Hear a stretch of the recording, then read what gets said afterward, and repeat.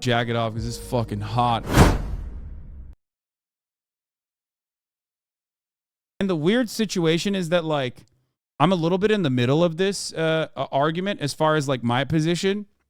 Because I do think that, for the most part, like, ReactGate is certainly overblown. Because most content creators across the board, other than the ones that are, like, going crazy over it, they have a more nuanced approach. More nuanced approach to, like, Twitch streamers reacting to content. And don't really care about it and see benefits from it as well. Ultimately, it's pointless, but, you know, some content will come out of it. The people that enforce it are the ones that have a problem with it, right? The problem with the nature of the content itself. Because in terms of legality, right? Technically, if I'm playing some Telltale game, well, I mean, they could take me down anytime they want, right? Because that's their game. This motherfucker shamelessly using my argument. Right. Oh my God. Okay, that's fucked up. That's fucked up. So you can't, on the one hand, constantly fucking use your juicer audience against me to then shamelessly turn around and use my arguments. You motherfucker, bar for bar. He's using my Nintendo take. Oh, you fucking snake. I'm copy striking him, dude. So it's also funny because everyone yelled at me when I made that argument, but now that XQC's making it, I bet everyone's gonna be like, oh, dude, King, you're so smart. He's so brilliant. Right. Remember when I made this argument and his chat was going spamming, question marks? Skip this whole conversation and move on to the because I think we both agree. It's fine. I don't give a shit. As long as people recognize it as valid, then I don't give a shit. If they don't. Remember in 2016 when Ethan got sued over fair use and React content? Pretty dope shit that he hates it when XQC does it. Yeah, so I don't know if you guys recognize it or understand it. This ultimately comes down to, I don't like the way you're reacting, which is why I don't like this argument, which is why I was trying to tell Ethan when we were having that conversation together that, like, then you're basically policing someone else's reacts, which is not the best argument to make against it. So instead of having my example of it, I think we should use yours instead, so I could learn how to be a better creator. There's going to be instances where Ethan is not doing a good job reacting as well. This is why the conversation devolves into nothingness at this point. I'll open it. Because it's a react harder. It turns into a react harder meme, you know? So yeah, you can always say the same thing. It in and where you get like a beer or something like that, right? And the rest of it, you just fucking say just basically it's like the intro. This is so dumb. Dude, taking clips off of his podcast is bad because his podcast has a team of producers that find clips ahead of time, and there's a narrative. There's a coherent narrative. It might be in real time, but it's never just like, it's always pre-watched. Ultimately, who gives a fuck is the right answer because, like, again, this is like petty content creator back and forth, and it's, I hope that you guys get that takeaway from the situation because the ReactGate stuff is, for the most part, purely cultivated by people who want to fucking farm clout because the overwhelming majority of content creators don't actually give a shit about it or have a significantly more nuanced position that we all would agree on at the end of the day. This is important for you to understand. So I reached out to Vince Vintage and I said, hey, I'm just curious, did XQC get permission? And I'm going to read you the message he sent me, if that's okay.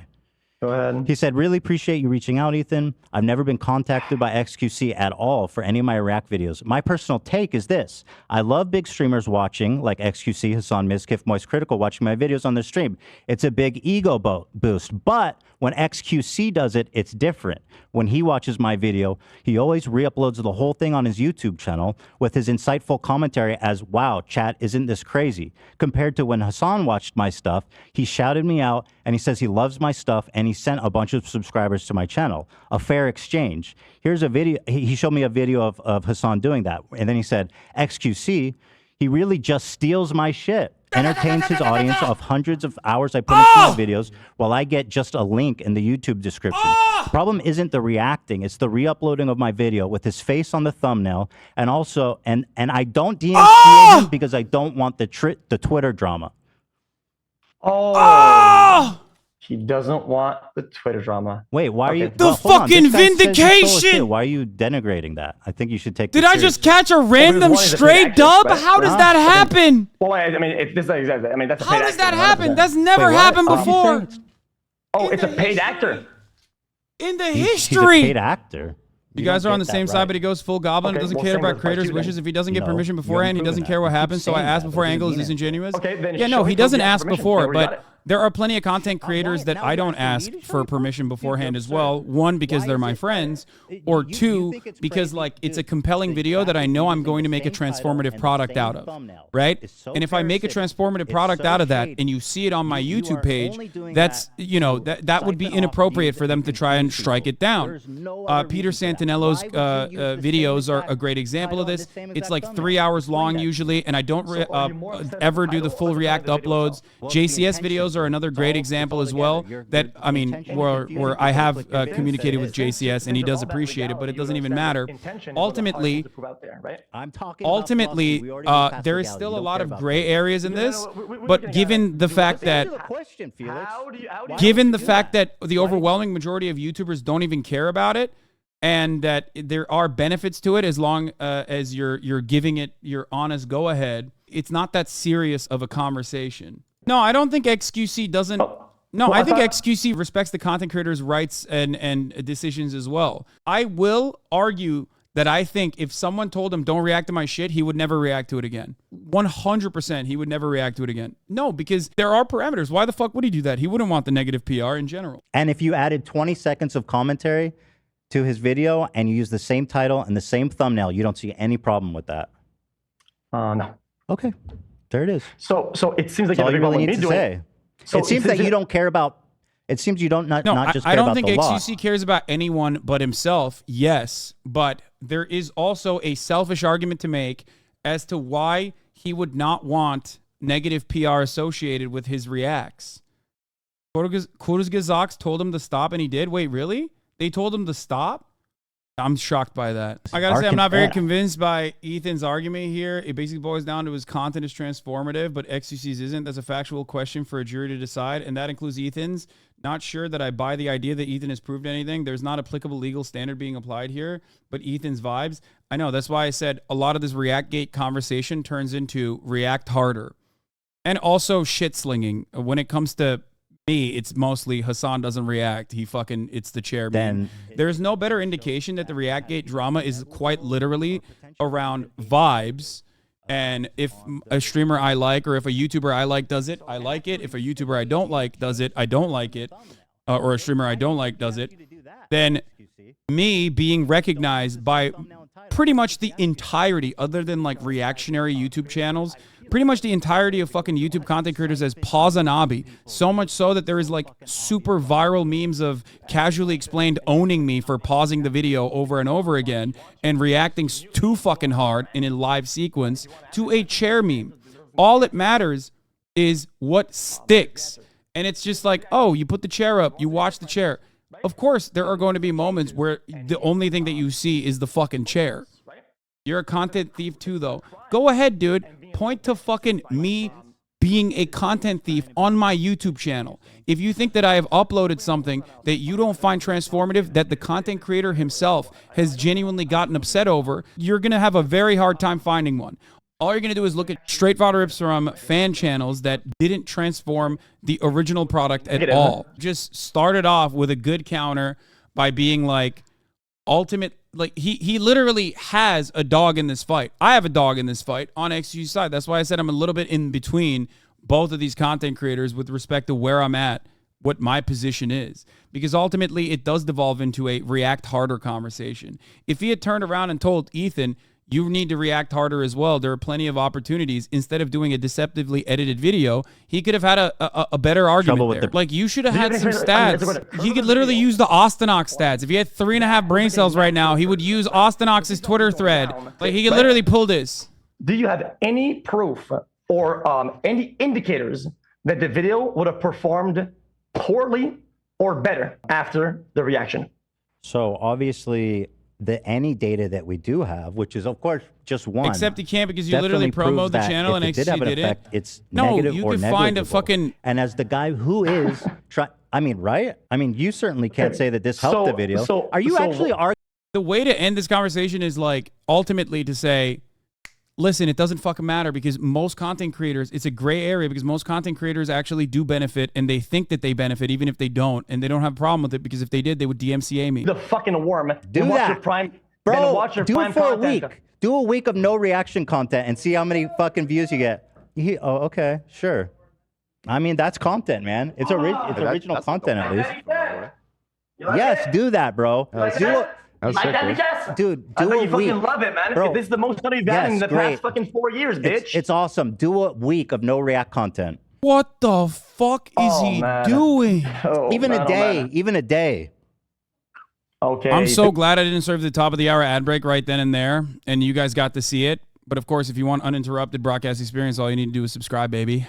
Am I being silly? He Prove went me wrong. fucking 'Cause bananas clearly, mode. The burden of proof is on What you is now, that? right? Because if you make an argument, then you have to prove it. You go ahead, prove it. You haven't even shown. I mean, what? I don't have you're to, being you do silly, it. dude. What? You're being ridiculous. So, ultimately, if you're asking me why people are attacking him now, it's because, one, he's done a lot of stuff over the course of his long career that rub people the wrong way, same as myself. And now there is permission. There's this like weird unspoken rule.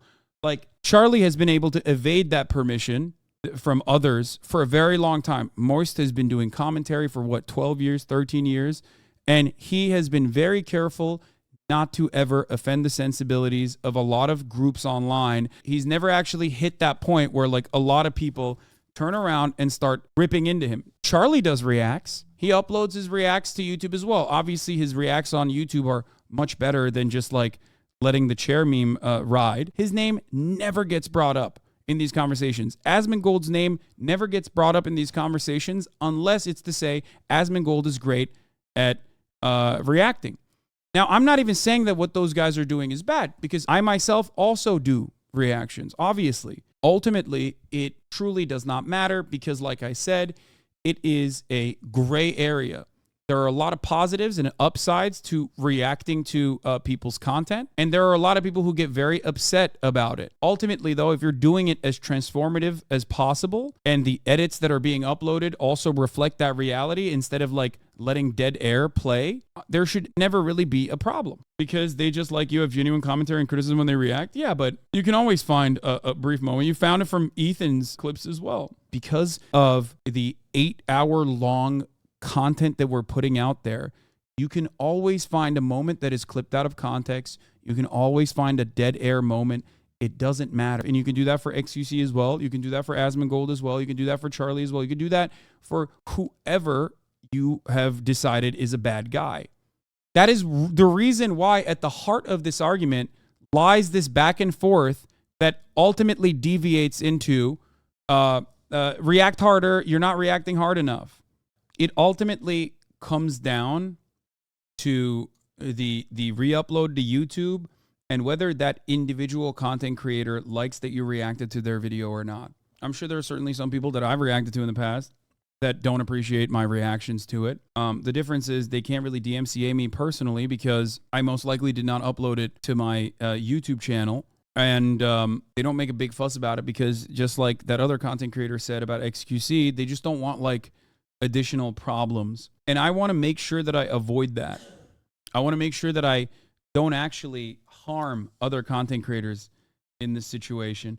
I do think fear plays a big part. Nobody wants a war with XQC. Yeah, a lot of the content creators that I watch are either my friends or they appreciate the content that I react to. I also do try to make a significant effort and ensure that the content that I'm reacting is transformative in nature.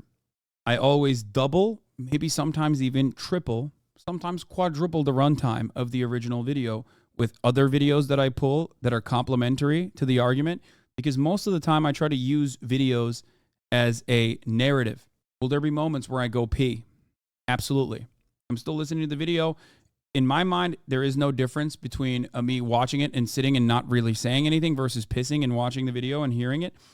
But the optics of it are terrible. The way I thought about it in the past was that I thought it was okay to step away for like 1 minute and 32 seconds. Chatters have timed my pisses. And I thought it was appropriate. But there are a lot of people who don't watch the stream that don't consider it to be appropriate. So in order to soothe their interests, I will put something else on, like a BRB screen, or even videos of myself. Yeah, that's it. That's my take on the matter.